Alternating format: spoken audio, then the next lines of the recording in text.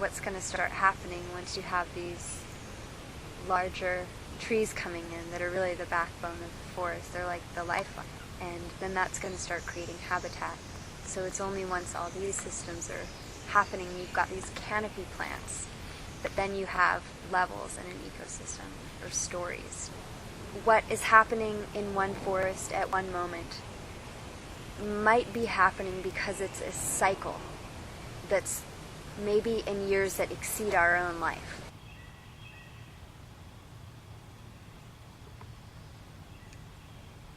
And so sometimes I think it's really hard to come in and introduce things based on what we perceive is missing.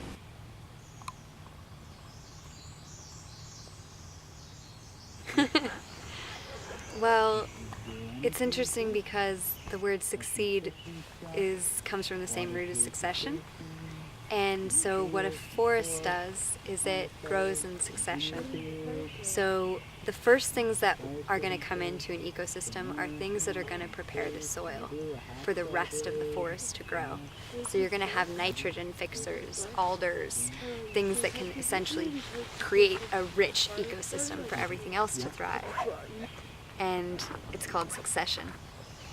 And so what's happening is after a forest fire or an area that has had vast climate change occurs, and that piece or parcel of land is about to shapeshift into a new environment, what you'll have is a succession of plants coming. And it'll start with nitrogen fixers and things that can prepare your soil for a rich environment. And then what it'll work into is a ground cover. And the ground cover, as I heard recently put so well, is really compassionate.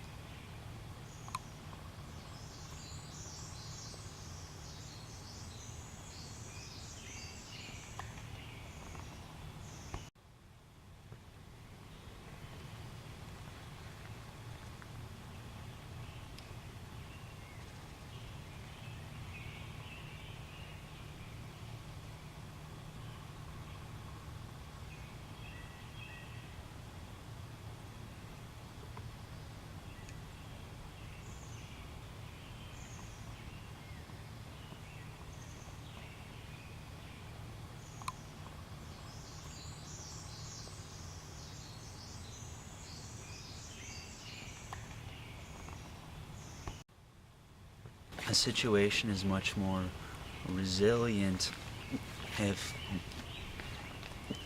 we're working in concert with the natural forces and inclinations in it, as opposed to if we're somehow fighting against that.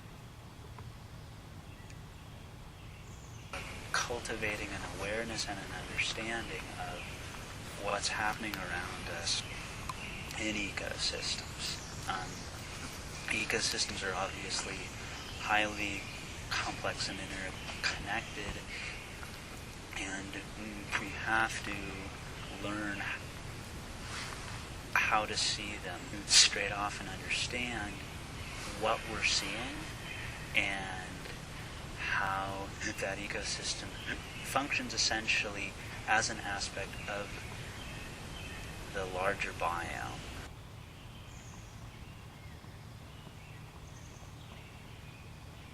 This feather moss is telling us that the soil is really rich in nutrients because it pulls a vast amount of minerals from the soil.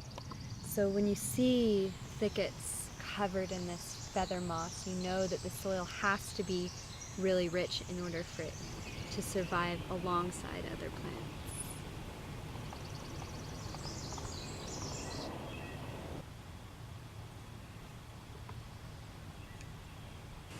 Consider what functions we are interested in supporting in it, and understanding that almost always is going to be a series of trade-offs.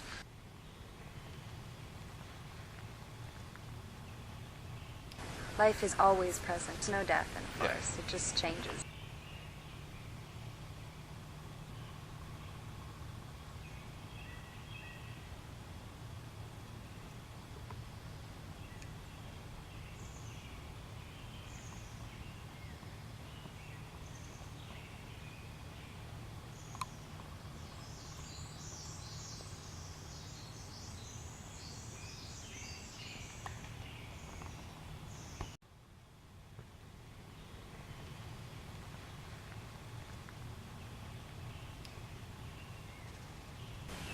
I like how the woods work.